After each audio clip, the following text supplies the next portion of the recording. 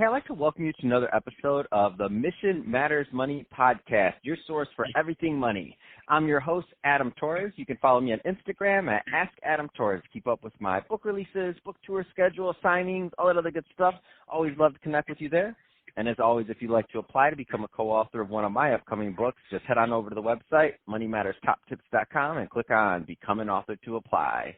All right, so today is a very special reunion 2020 episode. What is that? That's when I bring on a guest I had on in the past, and I liked him so much I had to bring him right on back.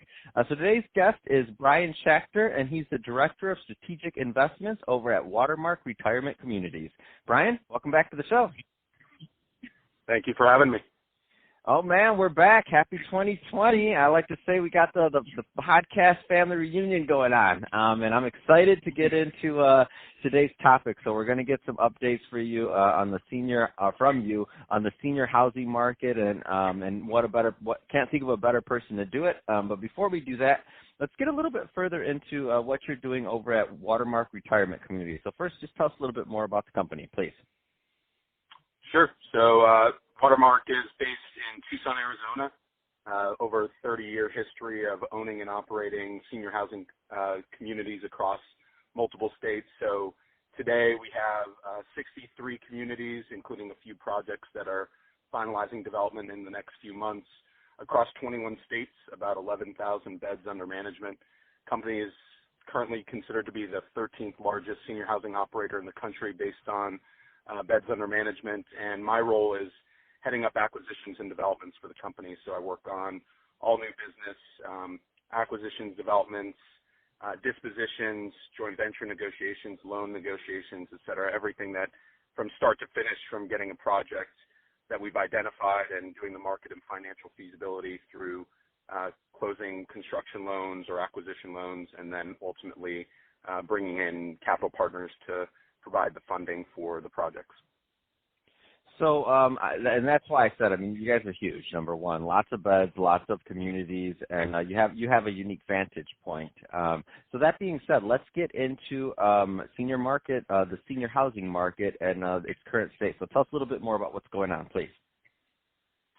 Yeah, it's interesting. There's been a lot of, articles coming out about some of the headwinds within our industry. So a few of the big ones, there's been kind of a flood of capital into our market.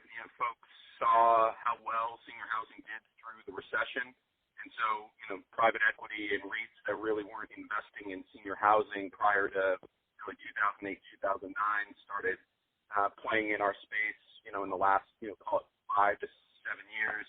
And that's continued to heat up as, returns on other asset classes like multifamily or commercial office really weren't, getting to the levels that they were seeking. So we've seen a number of groups that have entered our space, both on the development and investment side, really looking to partner with, groups like Watermark that have, a long track record of senior housing operating experience and success.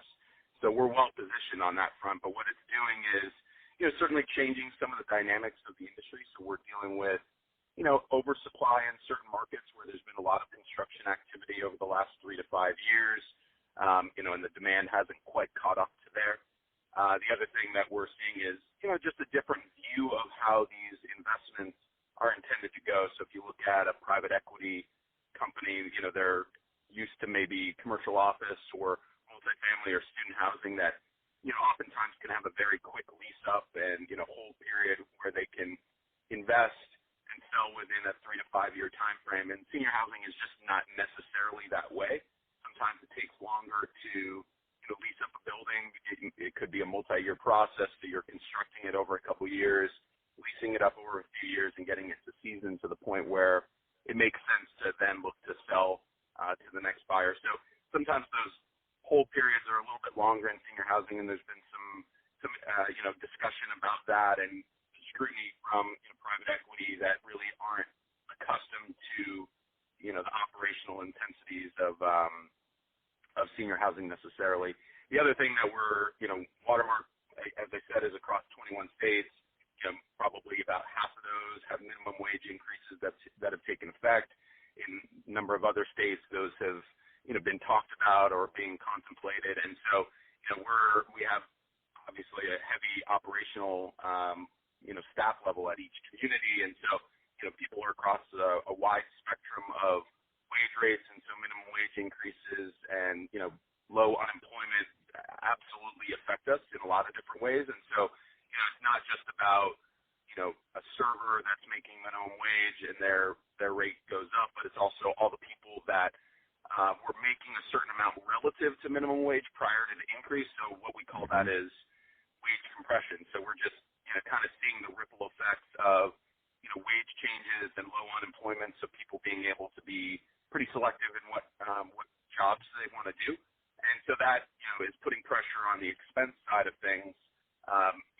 The supply question is really at times putting pressure on the rate side of things because, you're not in a position to really raise rates, if your occupancy isn't high or if there's, a new competitor that's coming in that maybe is nicer or better located than you. So there's just a lot of different factors that we're dealing with in every aspect of our business, and those will continue to evolve. Again, we're well positioned, with our track record and, kind of diversification across, different types of retirement communities and across multiple states. But, there's no question that we deal with all of these challenges on a daily basis.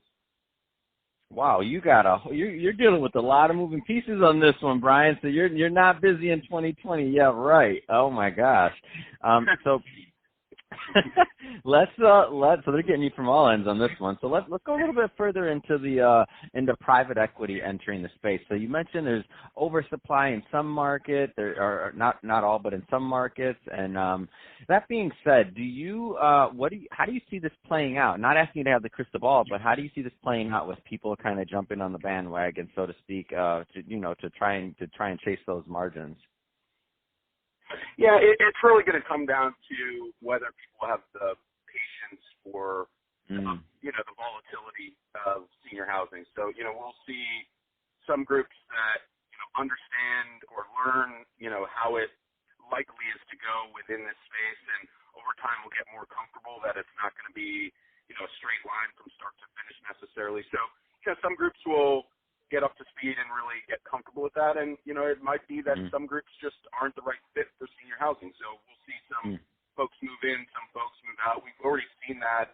There's been a couple of groups that we've bought properties from where, they had been pretty gung-ho on building senior housing. And then, after a few years of doing it, they've just exited the space entirely because they just weren't,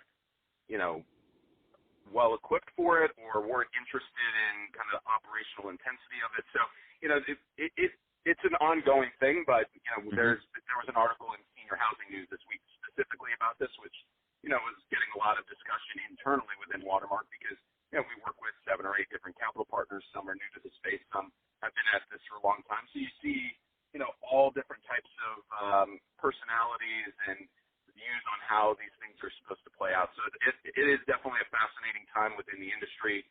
For Watermark specifically, we've got a lot of projects that have all kind of come together at the same time. There was, call it 5 developments that we had been working on for the last 3 or 4 years. And in a perfect world, they would have spread out a little bit better, from a schedule perspective. But as it turned out, we have $750 million of development that is all opening in about a 6-month stretch. So we opened one here in Tucson just in the last couple months. We have a big project in New York City that's opening in April. One in Los Angeles that's opening in June or July, and then one in Napa Valley that's opening in May or June, as well as one in San Ramon, California, which is a little bit smaller deal, but may have been the most complicated of all of them for a number of reasons. So it's just an interesting time within our company, and we're excited about those projects reaching the finish line. But then, looking to the future, we also have a pretty healthy development pipeline, again, working with some great folks that, in some cases are newly entering the space and really interested to work with groups like ours. But, there's going to be a learning curve for them as well, just to, understand the, as I said, the operational intensity, the leads up schedule, all the things that, we've been dealing with for 30 plus years. Man, that's awesome. And when you were listing those, I'm like, oh my gosh, you combine all of those openings with what you're getting from obviously the wage pressure, what you're getting from the others. I mean, I'm like, my head is spinning just listening to you, Brian. So that being said, I'm like, oh man, thank God I podcast. It's cool. It's all good. So that being said, Brian, if somebody's listening to this and they want to learn more about Watermark retirement communities, what's the best way, or to connect, what's the best way for them to do that? Yeah, they can always reach out to me directly. Our website is obviously got some good info on, the history of the company, but, I have materials that show, what we've done, where we've been, where we're headed. My email address is Brian, BRYAN, at freshwatergroup.com. So Freshwater Group is just the development and acquisitions arm of the company. Or on Facebook or LinkedIn, they can always reach out to me, Brian Schachter. But, we're a very cards on the table company. Open to discussing all the positives that we're seeing, all the challenges that we're working through, and there are a lot of them on both sides of the equation. So it's an exciting time, just to add to the complexity that of all the projects that I mentioned to you, we're actually in the final stages of completing a sale of half the company to a group out of Singapore. So basically a major investment into Watermark, both, to pave the way for the next round of growth or reshaping of our portfolio, but also over time looking at international opportunities like in Asia, Europe, all over the place, where this partner of ours, Keppel Capital, has already has relationships and experience and capital to go out and look at projects that we wouldn't have looked at on our own. Man, that's exciting. Great stuff. Love to hear it. Love to hear what's going on with you, of course, and with Watermark Retirement Communities and all the great work you're doing there. So awesome stuff. And so thank you for coming on the show first. And to the audience, as always, thank you for listening. Without you, there's no show. So keep listening. Subscribe. If you're watching this on our YouTube channel, Mission Matters Money, then be sure to subscribe to that channel, but also give us some comments in there. Love to hear your thoughts on what's going on in retirement, community housing, or in real estate in general. Give us some comments. Love to keep the conversation going. Don't let it stop here. And Brian, thanks again for coming on the show.